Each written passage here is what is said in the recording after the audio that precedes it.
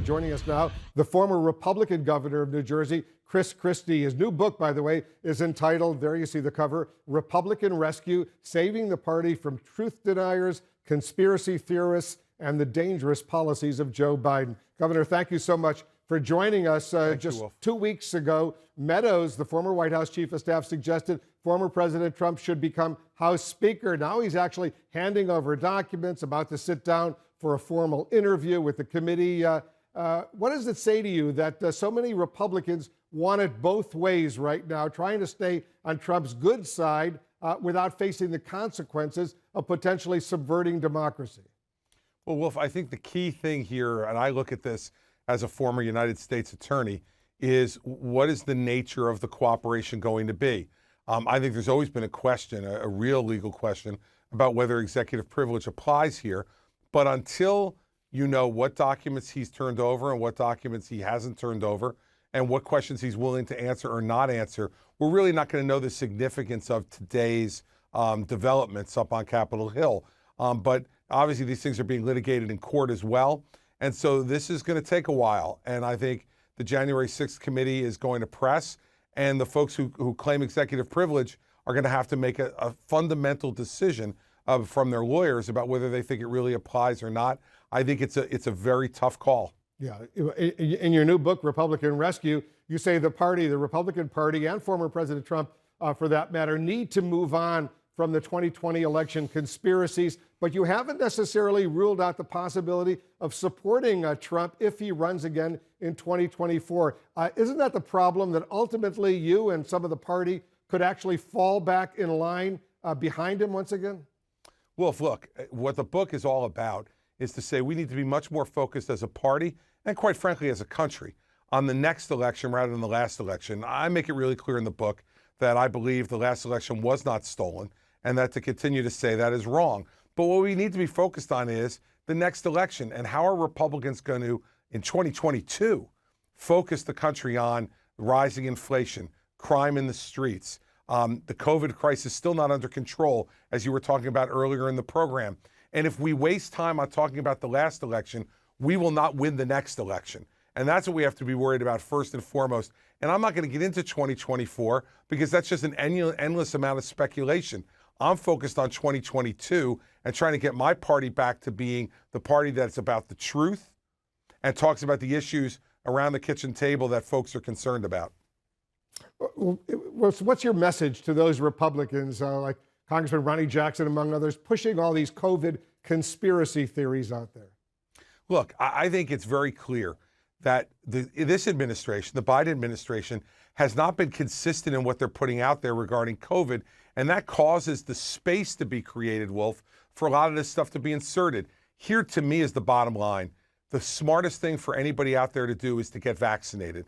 And if you've gotten vaccinated and you're eligible for a booster, to get a booster. There's no question that that helps to put you in the best position not to get seriously ill or face death from COVID-19 and any of the variants. And I think that should be the strong and consistent message. And we should be educating the people who have not yet been vaccinated as to why, on the facts and the merits, it makes sense for them to do it. They don't want to be indoctrinated, Wolf. They want to be educated. And we have an obligation as a government to do that. And I think the Biden administration has fallen down in that regard. And it creates space for all kinds of things that make absolutely no sense. What makes sense is stand up, get vaccinated, get boosted if you're eligible, because that's going to keep you and your family the safest they can be. You speak with some personal history. You were very, very sick with COVID. You write about it rather frankly in your book as well. Let me ask you, Governor, about these newly unearthed comments from Republican Congresswoman Lauren Boebert calling the first two Muslim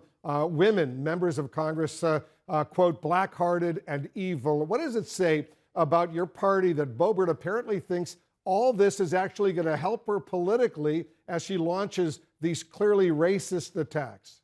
Well, here's what I'm startled by, is that we're spending time talking about this, but we don't spend nearly enough time, if any time, on the clearly anti-Semitic statements that Congresswoman Omar has made. Now, look, I don't think any language that's used that takes after people based upon their religion is the right thing to do. But I am startled and, quite frankly, fed up with the idea that we're not spending time talking about what Congresswoman Omar has clearly engaged in on the floor of the House of Representatives and at other events. Clearly statements that are anti-Semitic, anti-Israel, and yet we're spending time on this. I'm willing to have a discussion that's full and robust about everybody's comments regarding others' religions, but I'm not going to get caught in the trap of just picking on one side or the other. The fact is that Congresswoman Omar's comments over the course of time that are anti-Semitic against Jews in this country, I think are absolutely uncalled for. I can tell you, Governor, we've covered all of those comments, and these go way back that Ilhan Omar has made.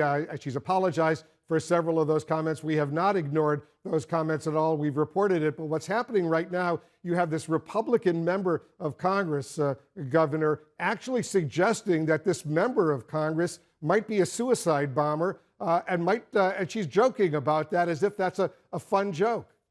Well, look, I haven't heard Congresswoman Boebert's comments, so I don't know how to evaluate them and whether it was just an ill-timed joke or it was something worse.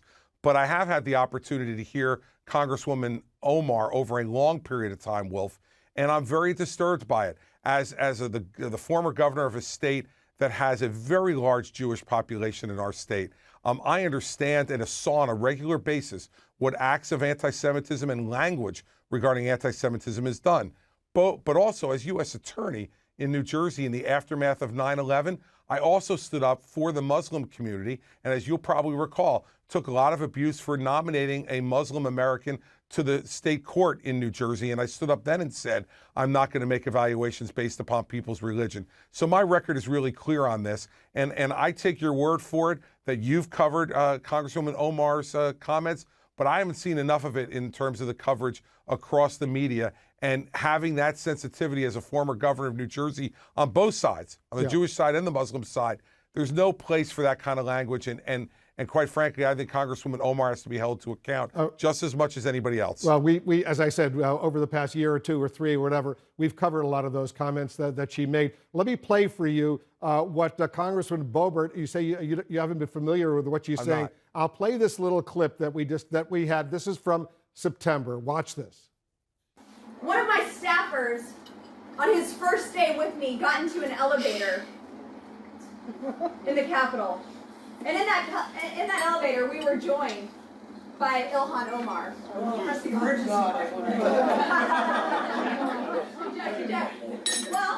was just us three in there, and I looked over and I said, well, look at there, it's the Jihad Squad.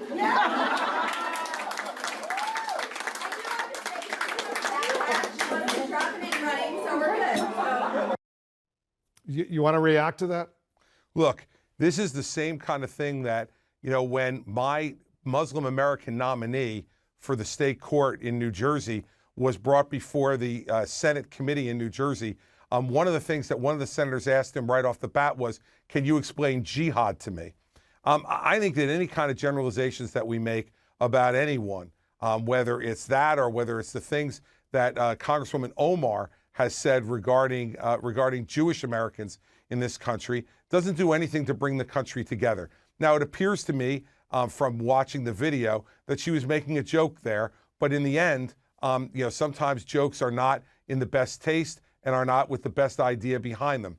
But in the end, what bothers me more, Wolf, and I want to repeat this again, is that Congresswoman Omar's comments have not been jokes and couldn't be interpreted as jokes. They have been serious policy statements that she has made that focus on anti-Semitism and are anti-Jewish comments that we can't stand for. And so, everyone can interpret that joke however they want. I think any of those jokes are ill-advised, but in the end, that was clearly someone trying to be funny. And you could say it wasn't or was or wasn't funny. But Congresswoman Omar is talking about serious policy issues that are anti-Semitic, Wolf, and I think that is of a much graver concern than someone who's making a joke. Here's the difference, Governor. Congresswoman Omar, for those comments she made that were interpreted as being anti-Semitic, she apologized. We didn't hear Lauren Boebert apologize, did we? Now, look, when you make anti-Semitic comments, Wolf, and I know you're as sensitive to this as anybody, getting caught and then apologizing, to me, is okay if, in fact, then your policy positions don't also appear to be anti-Semitic. And my concern about Congresswoman Omar, as I've said a number of times to you now, is that it's not just the words, it's the actions. And I'm concerned that an apology is made because your hand got caught in the cookie jar, but you continue to follow policies. And we saw this in the vote regarding the missile defense system in Israel and the Iron Dome. We've seen a number of policy things that seem to not make us believe she wasn't really sorry for what she said because of the policy actions she takes as well. And that's why I'm so focused on that